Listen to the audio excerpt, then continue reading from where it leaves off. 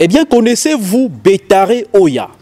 Cette localité de la région administrative de l'Est du Cameroun est bien connue pour ses sites d'exploitation de l'or. Mais seulement voilà, cette activité qui aurait dû propulser le développement de la localité est aujourd'hui à l'origine de la pollution de son environnement.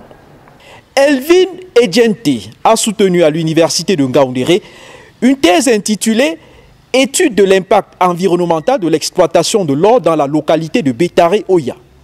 Un travail de recherche qui avait pour but d'évaluer la contamination métallique des sols, des sédiments et l'enrichissement des rejets sur les sites miniers de cette ville. Les résultats sont à prendre au sérieux. On est parti du contexte que, à la suite de l'étude d'impact environnemental de l'espoir du barrage hydroélectrique de Lompanga, une grande partie de la localité devait être noyée dans les eaux. Et on a évalué environ 13 tonnes d'or qui risqueraient d'être noyées si rien n'est fait. C'est donc dans cet objectif que l'État met en place l'objectif de la mécanisation poussée.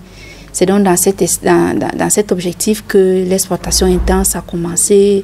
On a creusé les mines, on a exploité les cours d'eau ont été détruits. Des études antérieures ont été effectuées dans les cours d'eau, dans les sites en activité. Mais cependant, on a constaté qu'après la mine, que devient la localité? Et on a essayé de faire chercher dans la revue.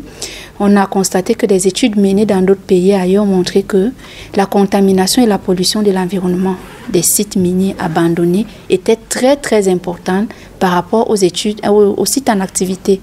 C'est dans ce contexte donc que l'objectif de notre travail a donc continué, a donc poursuivi. On a continué le travail que les autres ont effectué. Mais sauf que nous, on s'est cantonné sur les mines abandonnées. Et quels sont les résultats obtenus au cours des recherches? Les résultats ont montré que les sols de Bétaré Oya sont très contaminés en cadmium et en plomb. Et les sédiments sont également fortement contaminés en plomb, cadmium et arsenic. Une épidémie de cancer est donc à redouter dans la localité et ses environs.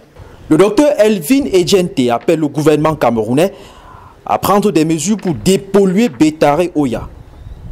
Elle qui a bénéficié de la part de l'AUF d'une mobilité de 6 mois à l'université de Kadi Aya au Maroc pour affiner ses travaux. À Bujumbura.